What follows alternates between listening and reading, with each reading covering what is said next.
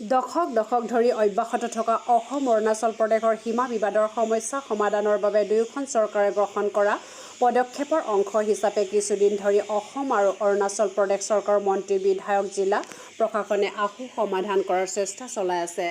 আজি পুৱা 11:30 ধেমাজি জিলাৰ অসম-অৰুণাচল প্ৰদেশৰ সীমান্তৱৰ্তী ডিমৌ-ডিপা অঞ্চল পৰিদৰ্শন কৰি চৰজমিন তদন্ত কৰে অসম চৰকাৰৰ জনস্বাস্থ্য কাৰিকৰী বিভাগৰ মন্ত্ৰী জয়ন্ত মল্ল বৰুৱা, ধেমাজি জিলা উপায়ুক্ত অসীম ভট্টাচাৰ্য, ধেমাজি জিলা আৰক্ষী অধীক্ষক ৰঞ্জন ভূঞা, ধেমাজি জিলা অতিৰিক্ত উপায়ুক্ত ৰাজু উৎপল দলে, যাদৱ পেগু, ধেমাজি সংমণ্ডলৰ বন প্ৰাধিকাৰী ৰোহিণী দাস, অৰুণাচল প্ৰদেশ চৰকাৰৰ উদ্যোগ মন্ত্ৰী নমকে বাগ্ৰা, অৰুণাচল প্ৰদেশৰ নামনি চিয়াং জিলাৰ উপায়ুক্ত মাৰ্টু ৰিবাই, অসম-অৰুণাচল প্ৰদেশৰ সীমান্তৱৰ্তী ডিমৌৰ পালে গাঁৱত এখন ৰাজহুৱা সভাত উপস্থিত থাকি অসম আৰু অৰুণাচল প্ৰদেশ চৰকাৰৰ প্ৰতিনিধি দলটোৱে ৰাইজৰ মতামত গ্ৰহণ কৰে। ৰাজহুৱা সভাত অসমৰ ডিমৌ অঞ্চলৰ হৈ TMPK আছুৰ ডিমৌ আঞ্চলিক সমিতিয়ে ডিমৌ অঞ্চলৰ নতুন সীমান্ত ডিমৌ পালে আদি পথাৰ দীপা নাৰী পথাৰ গাঁওসমূহৰ ভূমি কোনোপধ্যে অৰুণাচলক এৰি নিদিয়াৰ দাবীৰে জোনাইৰ বিধায়কৰ জৰিয়তে অসম চৰকাৰৰ মন্ত্ৰী জয়ন্ত মল্ল বৰুৱাক এখন আবেদন প্ৰদান কৰে। আনহাতে অৰুণাচল প্ৰদেশৰ ডিমৌৰ পালে গাঁৱৰ ৰাইজৰ হৈ এখন আবেদন মন্ত্ৰীগৰাকীক প্ৰদান কৰে। ৰাইজৰ মতামত আৰু আবেদন গ্ৰহণ কৰি মন্ত্ৰী জয়ন্ত মল্ল বৰুৱাই কয়, দীৰ্ঘদিনীয়া অসম-অৰুণাচল প্ৰদেশৰ সীমা সমস্যাৰ ওৰ পেলাবলৈ দুয়োখন চৰকাৰে চেষ্টা অব্যাহত ৰাখিছে বুলি উল্লেখ কৰি দুয়োখন ৰাজ্যৰ স্থানীয় ৰাইজৰ মতামত তথা সহযোগত এই বহুদিনীয়া সমস্যা সমাধান সম্ভৱ কৰিবলৈ চিন্তা কৰা হৈছে বুলি উল্লেখ। অৱশ্যে আন্তঃৰাজ্যিক সীমা নিৰ্ধাৰণ কৰাটো কেন্দ্ৰীয় চৰকাৰৰ বিষয় বুলি বক্তব্য ৰাখি দুয়োখন ৰাজ্যৰ পৰামৰ্শসমূহ কেন্দ্ৰীয় চৰকাৰক অৱগত কৰাব পাৰিব বুলি কয়।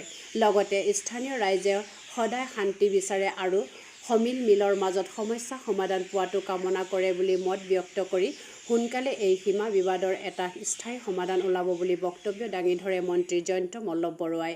আজিৰ কাৰ্যসূচীত মিচিং সাহিত্য শাসিত পৰিষদৰ কাৰ্যবাহী সদস্য মলেন্দ্ৰ নাৰ্জাৰী, সাধাৰণ সদস্য প্ৰতাপ টাই, ববিকান্ত পেগু, ৰাতিৰাম বসুমতাৰী, চিমেন চাপৰি মহাবিদ্যালয়ৰ অধ্যক্ষ শচীন দলে প্ৰমুখে বহু সংখ্যক নেতৃস্থানীয় ব্যক্তি উপস্থিত থাকে।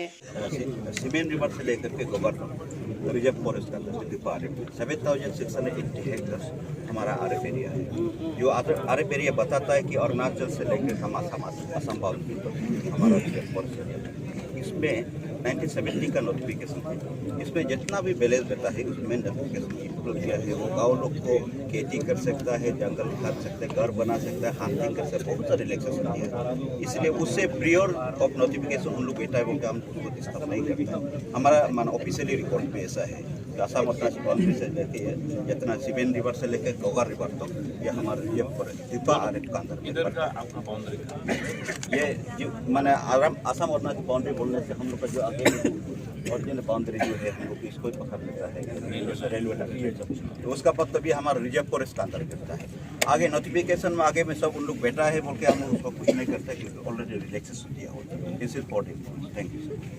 আৰু আমি বিচাৰোঁ যে অৰুণাচল আমি ভাই ককাই ৰাজ্য, এই ভাই ককাই ৰাজ্যত কেতিয়াও অশান্তি হ'ব নালাগে। আমি নিজৰ মাজতে এটা সমাধান সূত্ৰ উলিয়াম যাতে প্ৰতিজন ভাই ককাই নিজৰ অধিকাৰটো পোৱা বুলি বিশ্বাস ৰাখে। আজিয়ে হ'ব বুলি কোনো কথা নাই। আমি পৰিদৰ্শনে কৰিছোঁ, বিভাগীয় আমাৰ মন্ত্ৰী আৰু এই কিছুমান কথা এনেকুৱা যে আমি কৰিব নোৱাৰোঁ। ষ্টেট বাউণ্ডেৰী এটা কেন্দ্ৰ চৰকাৰৰ বস্তু, কিন্তু আমি কৰিব নোৱাৰোঁ। আমি আমাৰ সদস্য যে এই মানুহ ये गांव का पूरा डिस्प्यूट आप लाता है लगता है आप हाथ के पास আমি বাস্তৱ দেখিছোঁ। এই সাজেশ্যনবিলাক তাৰপিছত ৰাজ্য এখনৰ সীমাটো নিৰ্ধাৰণ কৰিব কেন্দ্ৰ চৰকাৰ। আমি এখন ৰাজ্য বা দুখন ৰাজ্যই ছাজেশ্যন দিম আৰু আমি বিচাৰিছোঁ যে দুয়োখন ৰাজ্যৰ সমিলমিলৰ মাজেৰে আমি এটা ছাজেশ্যন দিম যে আমাৰ দুয়ো ৰাজ্যৰ ভাই ককাইসকলৰ মতামত গতিকে আমি এনেকুৱা ধৰণৰ এটা ছাজেশ্যন দিব বিচাৰিছোঁ। নিৰ্ধাৰণৰ কথাটো হ'লে কেন্দ্ৰ চৰকাৰ। চাওক, আমিতো যিমান সোনকাল পাৰোঁ, কাৰণ এই অঞ্চলৰ ৰাইজেও বিচাৰে যে এই বহুদিনীয়া সমস্যাটো নোহোৱা হ'ব লাগে আৰু অসমৰ সীমা বিবাদসমূহে আমাৰ ৰাজ্যসমূহৰ মাজত কেতিয়াবা এনেই অনাহকত কিছুমান বিকল্পৰ সৃষ্টি।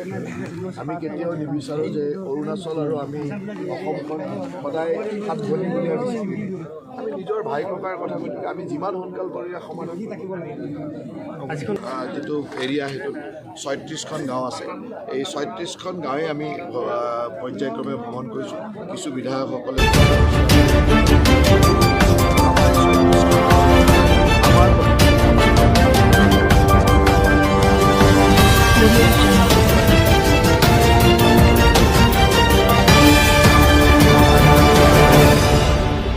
জাতি জুম লৈ তাত কোনো তেনেকুৱা ঘটনা নাই